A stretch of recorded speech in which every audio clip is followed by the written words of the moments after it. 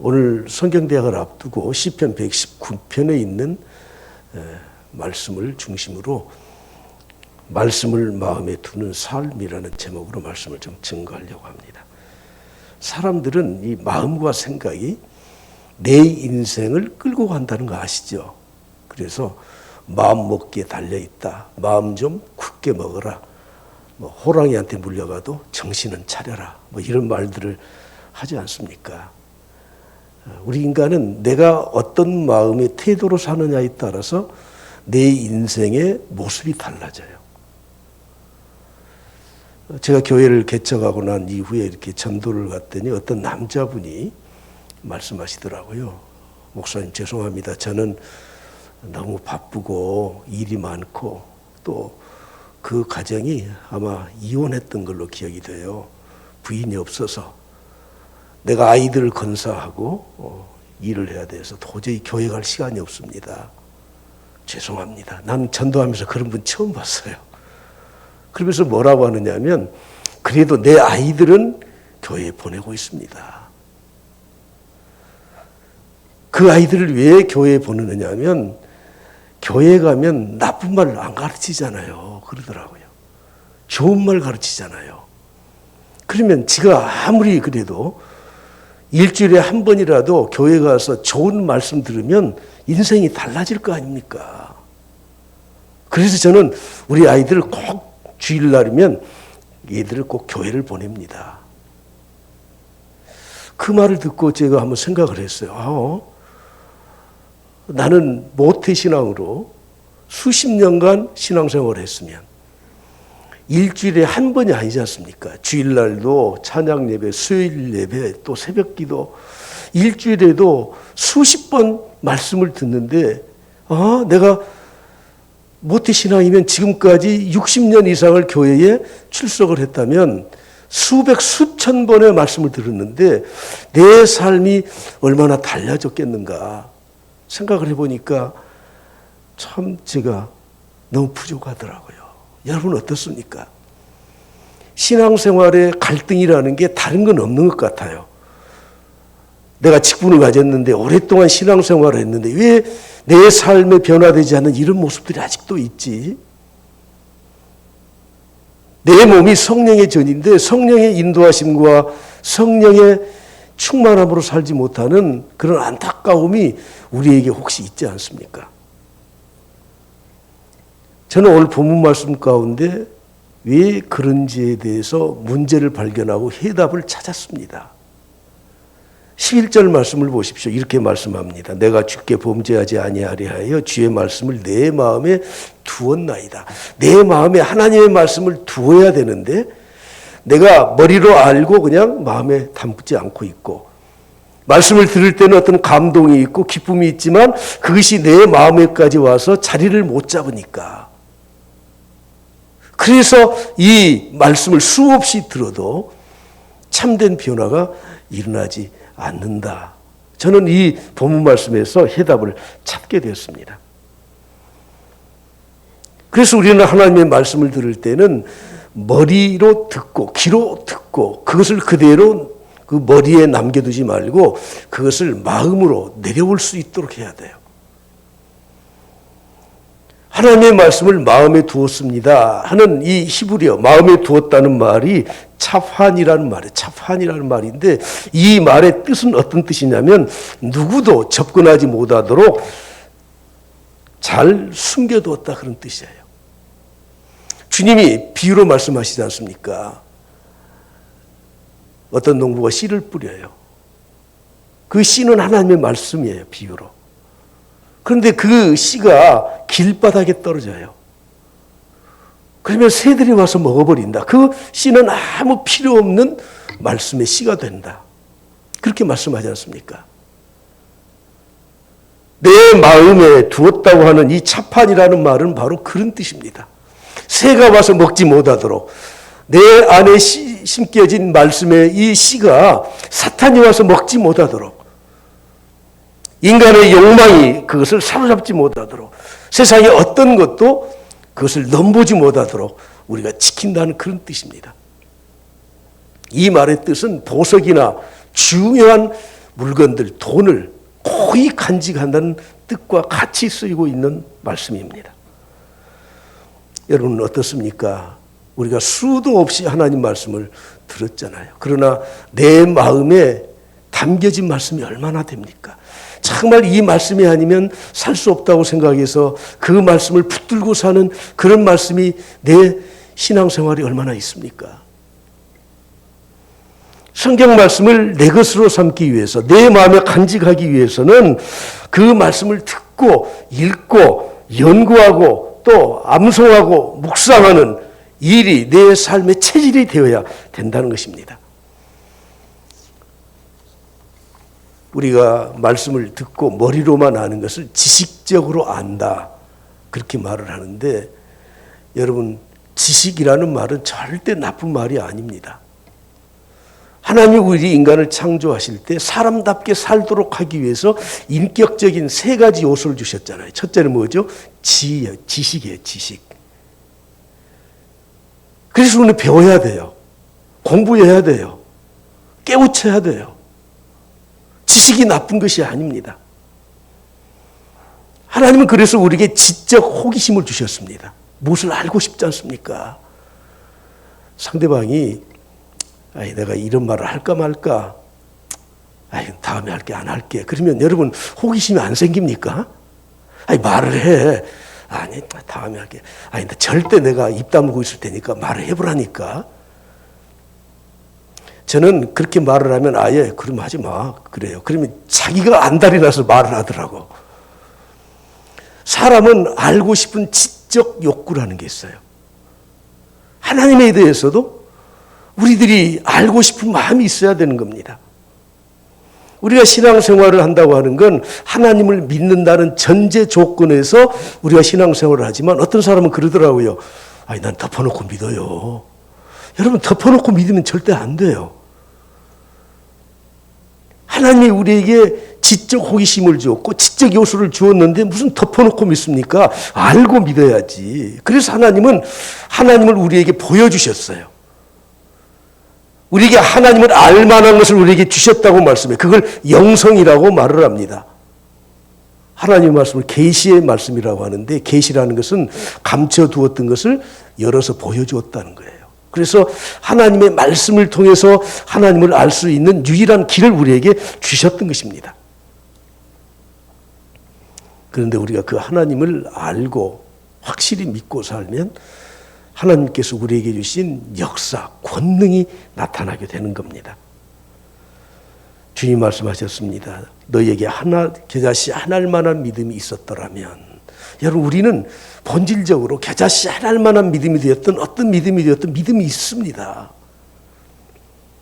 그 믿음이 있게 되면 정말 하나님의 일에 필요해서 꼭 이것을 해야 될 것에 대해서 우리가 사명을 받았다면 이렇게 할 수 있다는 거예요. 뽕나무들어 뿌리가 뽑혀 바다에 심기어라 할 수 있다는 겁니다. 믿음이 없으니까 못한다는 거예요. 그리고 믿음을 가지고 그렇게 말을 하게 되면 그것이 너희에게 순종해서 이 뽕나무가 바다에 심기울 수 있다고 말씀을 하고 있지 않습니까? 오늘 본 말씀을 보시면 하나님의 말씀과 관련된 구절이 매 절마다 있습니다. 9절에 보면 주의 말씀만 내가 지키겠습니다. 10절에 보면 전심으로 주님을 찾겠습니다. 11절에 보면 범죄하지 않으려고 말씀을 내 마음에 두겠습니다. 12절에 주의 율례를 가르쳐 주시옵소서. 13절에 내 입으로 주님의 율례를 선포하겠습니다. 14절에 주님의 증거의 도를 즐거워하겠습니다. 15절에 주님의 법도를 읊조리겠습니다. 마지막 16절에는 주님의 율례를 즐거워하며 잊지 않겠습니다. 매 구절 구절마다 주님의 말씀, 하나님의 말씀, 주의 율례에 대해서 말씀을 하고 있지 않습니까? 이렇게 우리가 하나님의 말씀을 마음에 두고 살면 그 말씀이 역사하여서 놀라운 권능을 행하게 되는 겁니다. 우리나라의 기독교 초기에 변화를 받았던 많은 사람들이 있는데 그 중에 한 분이 김익두라는 분이에요. 김익두는 1874년에 출생을 했으니까 우리나라에 복음이 들어오기 10년 전에 태어났어요. 그의 나이 26살 때 미국의 선교사 스왈렌 설교사의 복음을 듣고 그는 하나님을 믿게 되었습니다. 김익두는 유명한 깡패였습니다. 그가 살던 지역은 황해도 안악군이라는 곳인데 그곳에 신천 고을에 살았습니다. 신천에 5일장이 있었대요. 그런데 장날이 되면 장에 가면서 사람들마다 한마디씩 했대요. 오늘 또 김익두 만나지 않도록 해주세요. 고갯길에서 기다리다가 오는 사람 괜히 시비 걸어요. 왜 쳐다보냐고 두들겨 패고, 고개 숙이고 가면 왜 고개 숙이고 가냐고 두들겨 패고, 돈 뜯어내고 그러던 사람이 26살에 복음을 받아들였습니다. 그리고 유명한 이야기 있죠. 하루는 자기가 부고장을 써서 친지들에게, 지인들에게 다 돌렸어요. 여러분, 사람들이 김익두 죽었다는 부고장 받고 좋아했어요. 잘됐다 그놈. 그래도 여러분, 사람 인심에 문상은 가야 되잖아요. 그래서 김익두 집에 갔더니, 아니 김익두가 문을 열고 나오면서 자네 왔는가? 아이고 우리네 또 틀렸구나, 죽었구나. 그랬더니 이렇게 말을 하더래요. 나 옛날 김익두 죽었어. 옛날 김익두 죽었어. 이제는 새 사람이 된 거야. 이젠 그것은 지나갔으니 보라 새 것이 되었도다. 얼마나 변화가 됐는지. 하루는 그 친구들이 익두 우리 막걸리 한 잔 마시러 가세. 그랬더니 김익두 목사가 그랬대요.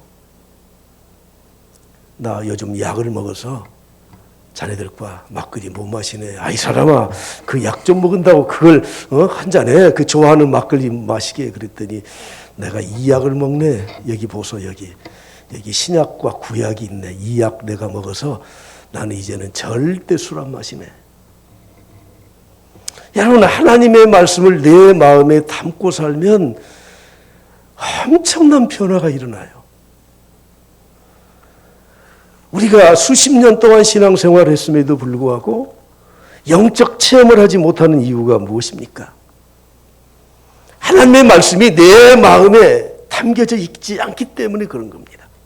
그런데 이 말씀이 내 마음에 담겨지고 하나님의 말씀의 권능을 행하기 위해서는 말씀에 대한 권위를 확신하면서 살아가야 됩니다. 성경 말씀은 단순한 책이 아니에요. 제가 신학대학에 입학을 했더니 이 성경 개론을 가르치는 교수님이 첫 시간에 그러더라고요. 이게 무슨 책인지 아냐? 이게 무슨 책이에요? 성경책이죠. 영어로 말하면 book, the book. 이건 the book이 아니야. 물론 the book이라는 말은 이 책, 정말 유일한 책이라는 말이지만 이건 책이 아니라 바이블이야, 바이블. 하나님의 말씀이라는 거예요. 이건 책이 아니라는 거예요. 단순한 책이 아닙니다. 디모데후서 3장 16절에 말씀합니다. 모든 성경은 하나님의 감동으로 되었어요. 하나님의 감동으로. 인간 저자를 통해서 기록을 하도록 하나님이 하셨지만 그러나 하나님의 감동으로 원 저자는 성령님, 하나님이시라고 말씀을 하고 있습니다. 그래서 이건 단순한 책이 아니에요. 계시의 말씀이에요. 사람들이 이렇게 말을 해요. 아이고 하나님 보았어? 하나님 보고나 믿는 거야? 한번 여쭤볼게요. 여러분 하나님 보신 분 손 들어보세요. 저만 손 드네. 저도 부끄러워서 내릴게요. 아무도 하나님 볼 수 없어요. 왜냐하면 하나님의 영이시니까. 그런데 우리 인간에게도 영혼이 있어서 영적인 존재예요. 그러므로 우리는 하나님을 또 볼 수 있어야 돼요. 어떻게 볼 수 있습니까? 계시의 말씀, 하나님을 이 말씀 속에서 담아서 보여주셨기 때문에 하나님의 말씀을 통해서 보는 겁니다. 다른 방법으로 볼 방법이 없습니다. 그러므로 하나님을 보여달라고 하시는 분들이 있으면 여러분들은 하나님을 그냥 보여드리려고 하지 마시고요. 그냥 하나님 말씀을 주어요. 그냥 이 말씀 봐봐 있으니까. 하나님 살아계셔. 주님은 산상수훈에서 말씀하시죠. 마음이 청결한 자는 복이 있나니. 그 뒤는 여러분들이 하셔야 되는데. 저가 하나님을 볼 것이며 마음이 청결한 자는 예수 그리스도의 보혈의 십자가로 내 마음을 정결하게 씻게 되면, 인간의 탐욕이 아닌 하나님이 주신 선한 진실한 마음을 갖게 되면 하나님을 영적으로 볼 수 있다, 만날 수 있다고 분명하게 말씀을 하고 있습니다.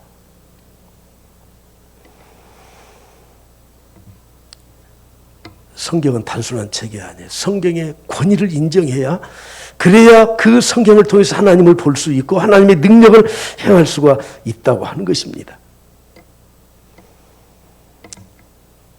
교회는 다녔는데, 신학교는 갔는데, 목사가 됐는데 나중에 무신론자로 전락되는 사람들이 꽤나 많아요. 왜 그런 줄 아십니까? 성경의 권위를 인정하지 않기 때문에, 그리고 영적인 하나님을 만나지 못했기 때문에 그런 거예요. 지난번에 김형석 교수님, 연세대학교 명예교수, 금년 우리 나이로 102살이에요. 1920년생이니까 102살 되신 분이 강의를 하셨어요. 근데 자기 고향 이야기를 하더라고요. 자기 고향은 평안도래요, 평안도. 그러면서 고향에 선배 한 분이 계셨는데, 나이는 한 7, 8살 차이 나는데 보통학교는 6년 선배래요. 창덕 보통학교, 평안도 대동군 출신이래요. 그 사람의 이름이 김성주예요.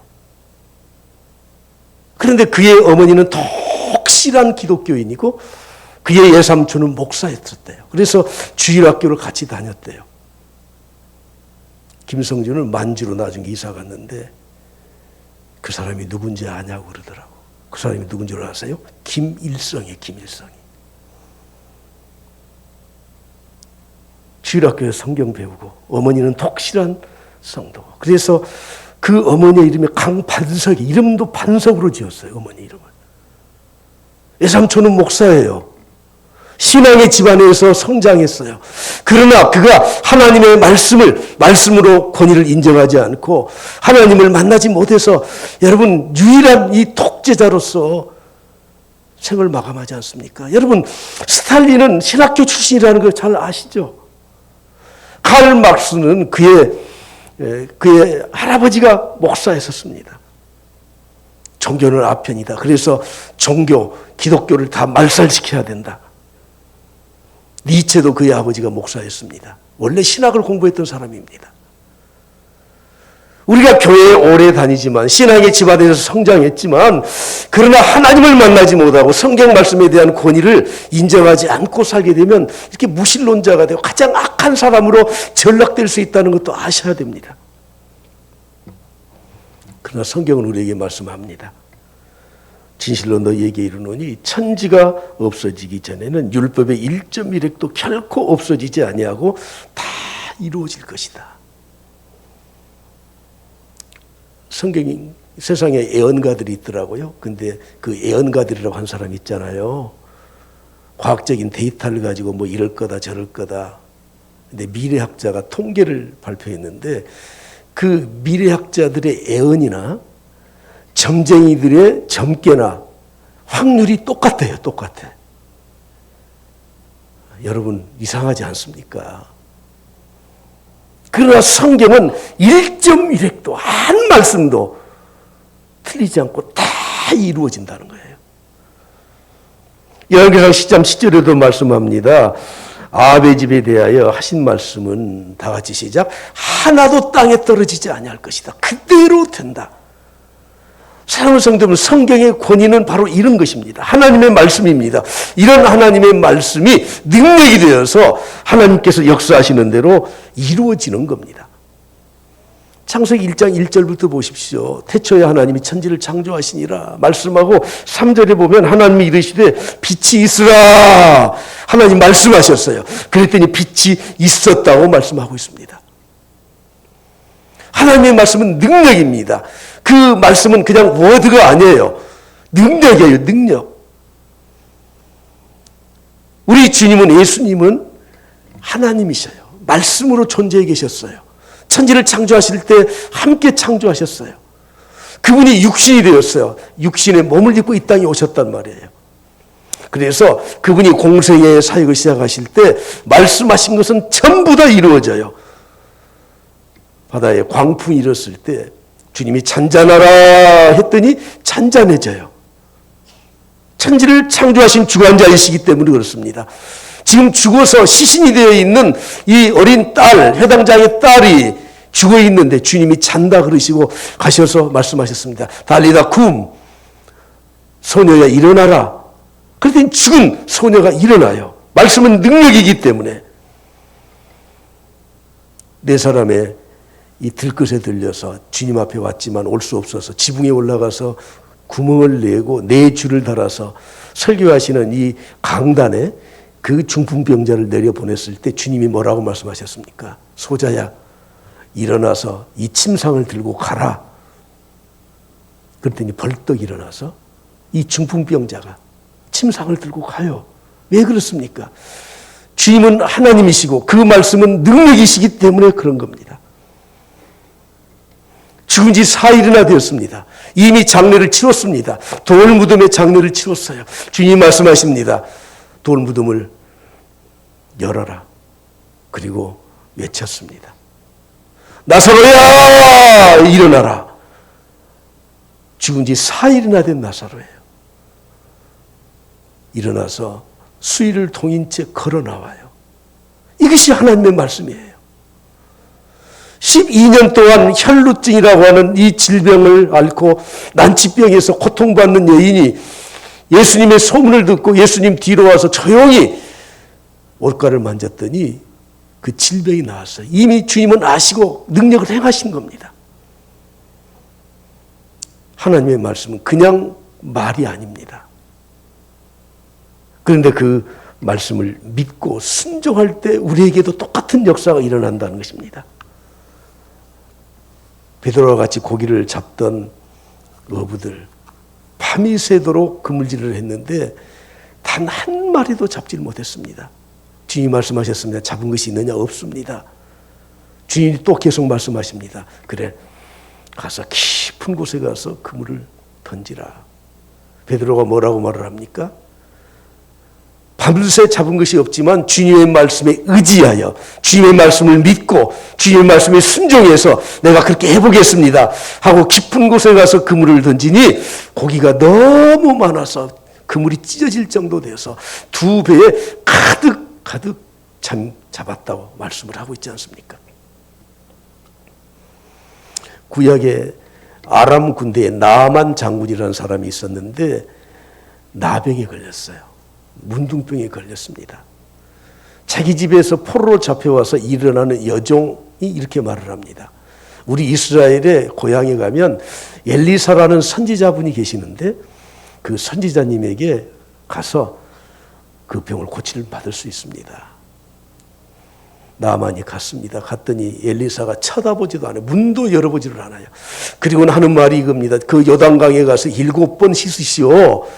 나만이 화가 났습니다. 내가 누군 줄 알고 와서 안수기도를 해주든지 뭐라도 좀 하면서 어떻게 해야지 이 버르장머리 없는 사람. 그래서 옆에 있던 따라갔던 부관이 말을 했습니다. 그래도 장군 시킨 대로 한번 해보시죠. 안 되면 그 다음에 말씀하시죠. 요단강에 갔습니다. 한 번 목욕해도 아무런 초짐이 없어요. 7번 목욕을 했더니 그 말씀에 순종할 때 어떤 일이 일어났습니까?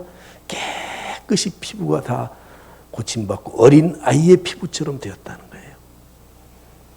여러분, 하나님이 말씀하실 때 천지를 창조하셨고 예수님은 하나님이시기 때문에 말씀을 하실 때마다 모든 이 역사와 능력이 나타났고 그리고 그 말씀에 순종할 때 이런 권세와 능력이 나타날 뿐만 아니라 우리는 그 하나님을 믿는 사람으로서 믿음을 가지고 확신을 가지고 우리도 선포할 때 이런 역사가 일어나는 줄 믿습니다.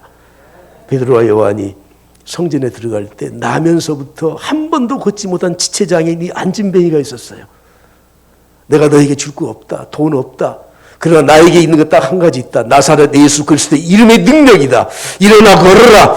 그랬더니 이 지체장애인이 한 번도 걷지 못한 사람이 일어서서 하나님을 찬양했다고 말씀을 하고 있습니다.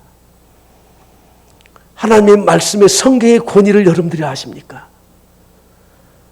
요즘처럼 힘들고 어려운 삶에서 우리가 하나님 말씀 믿고 의지하고 산다는 것은 얼마나 큰 은혜요 축복인지 모릅니다. 예수의 이름으로 나는 일어서리라.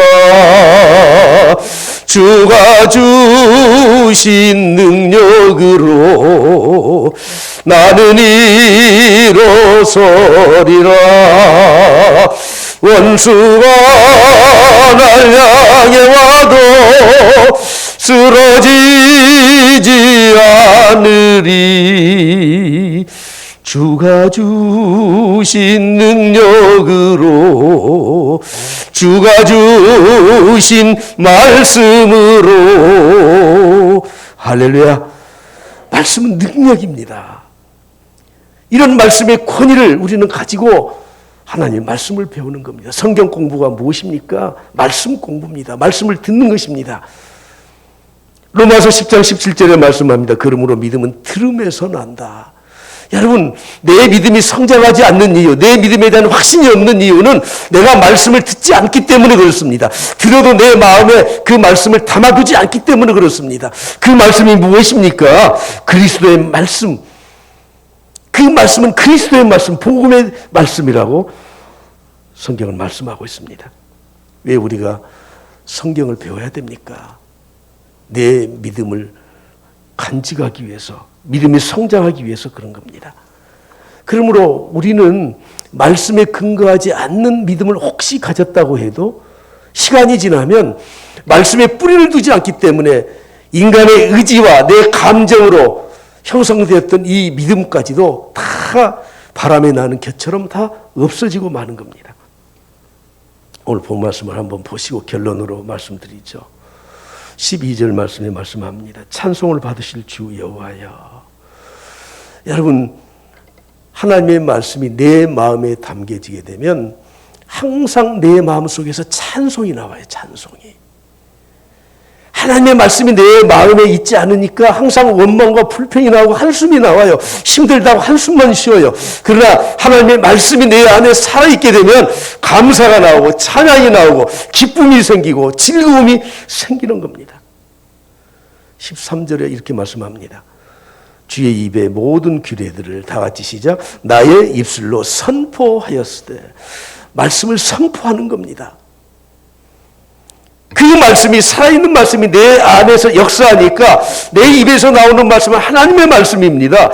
그래서 여러분 말씀을 선포하는 겁니다. 사람의 말에는 힘이 있는 거 아시지 않습니까?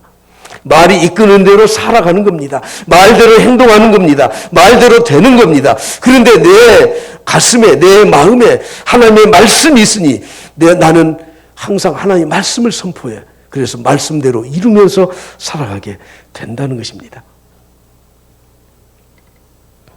성경 공부를 왜 합니까? 저는 단도직입적으로 우리가 살려고 하는 겁니다. 여러분들을 살리기 위해서 성경 공부를 제가 또 준비하고 하나님이 주신 기회로 알고 이 일에 동참하기를 원하는 겁니다. 여기에 우리의 살 길이 있습니다. 살 길을 주려고 하나님은 우리에게 말씀을 주셨고 우리에게 말씀 주셨고 또 저는 목회자로서 설교자로서 여러분들의 영혼을 살리고 여러분들의 삶이 올바르게 살아가기 위해서 이 말씀 준비를 하고 있는 겁니다. 오늘 14절 말씀이 또 이렇게 말씀합니다. 다 같이 한 목소리로 봉독합니다. 내가 모든 재물을 즐거워함과 같이 주의 증거들의 도를 즐거워하였나니. 말씀이 내 마음에 거하게 되면 그 말씀 때문에 즐거워해요. 사람들이 재물을 즐거워하는 것 그 이상으로 즐거워해요. 그래서 제가 새번역 성경을 찾아보았더니 이렇게 번역을 해놓았습니다. 어떤 부귀를 누리는 것보다 당신의 언약을 지키는 것이 더 기뻐 싸움나이다. 여러분, 하나님의 말씀이 내 안에 거하게 되면 내 안에서 자연스럽게 기쁨이 나와요. 여러분, 기뻐야 행복한 삶을 사는 거 아닙니까? 하나님의 말씀을 배우지 않고 그 말씀에 대한 확신이 없기 때문에 우리가 예수를 믿어도 신앙생활을 해도 기쁘지 않아요. 행복하지 않습니다. 힘들기만 합니다. 그러나 내 마음에 하나님의 말씀이 담겨져 있고 그것이 나에게 힘이 되면 신앙생활이 즐거워요. 교회 나오는 발걸음이 가벼워요. 모든 일에 감사하면서 살아갈 수가 있다고 하는 겁니다. 여러분 힘드시잖아요. 그렇죠? 이럴 때 무엇으로 내 심령을 다져가겠습니까? 요즘은 제가 책을 읽어보니까 최근에 코로나와 관련된 어려운 상황 가운데 나오는 책들 가운데 보니까요. 자기를 다독여주래요. 다독여줘. 지지리도 공부도 못해서 너 그렇게 살아 이놈아. 그러지 말라는 거예요.